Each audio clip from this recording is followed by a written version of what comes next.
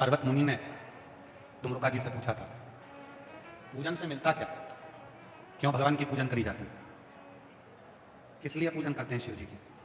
तुमरुका जी ने कहा था, यदि संसार में आपको पूजनीय होना है तो आपको शंकर की पूजन करना ही पड़ेगी, तो जगत में आप एक दिन पूजनीय होगे।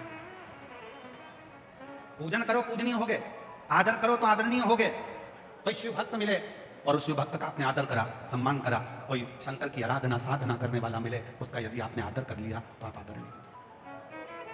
3 दोष एक लोटा जल चढ़ाने से समाप्त हो जाते हैं। 3 दोष,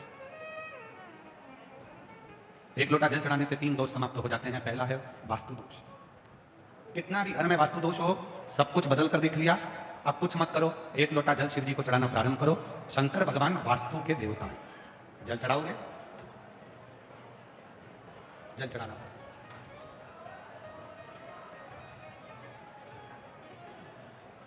पितृदोष लग गया।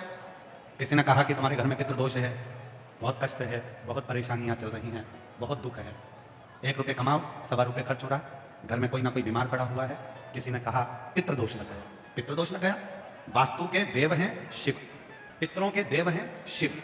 1 लोटा जल जब हम घर से लेकर चलते हैं तो पितृदोष भी समाप्त होता है, और 1 लोटा जल लेकर जब हम शंकर को चढ़ाते हैं तो वास्तु दोष भी समाप्त होता है। और तीसरे नंबर पर है काल सर्प दोष। ये दोष कैसे लगता है? काल सर्प दोष लगा कैसे? क्यों कहा ब्राह्मण देवता ने पत्रिका देकर कि तुम्हें काल सर्प दोष है? पहले के समय में ये दोष नहीं होता था। बुजुर्ग माताएं बैठी हैं, पूर्व समय में बहुत बड़े बड़े ज्योतिषी होते थे।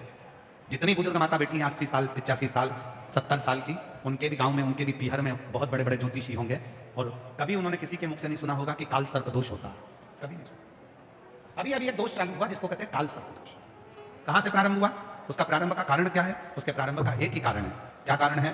पहले के समय में भगवान को स्नान कराते थे, घर में जो थाली में, पात्र में भगवान को स्नान कराते थे, उस स्नान का जल, भगवान के स्नान का जल हम पेड़ों में, पौधों में, बगीचे में डाल देते थे। अब भगवान के स्नान का जल हम बगीचे में नहीं डालते, अब हम भगवान के स्नान का जल पेड़ों में नहीं डालते, हम भगवान के स्नान का जल हम क्या करते हैं, उसके स्नान का जल, परमात्मा के स्नान के जल को ले जाकर तुलसी के क्यारे में डाल देते हैं। अब तुलसी के क्यारे में डाला तो गणेश जी महाराज का भी स्नान तुमने थाली में कराया, शिव जी का स्नान भी तुमने थाली में कराया, शालिग्राम भगवान का स्नान भी थाली में कराया, लड्डू गोपाल का स्नान भी थाली में कराया, देवी जी का स्नान भी थाली में कराया। एक ही थाली में तुम्हारे मंदिर में जितने भगवान है सबको तुमने थाली में रखा, लोटा उठाया, सब पे जल चढ़ाया, सबका स्नान कराकर और पहुंच कर तुमने मंदिर में वापिस रख दिया। सबके स्नान का जल एक साथ ले जाकर तुमने तुलसी जी में डाल दिया। माता तुलसी में किस देवता का जल जाना चाहिए, माता तुलसी में किस देवता का जल पहुंचना चाहिए, ये दुनिया के लोगों को नहीं मालूम। तो सारे देवता का जल जब माता तुलसी में जाना प्रारंभ हो जाता है तो फिर धीरे धीरे धीरे धीरे वो काल सर्प दोष का रूप रख लेता है।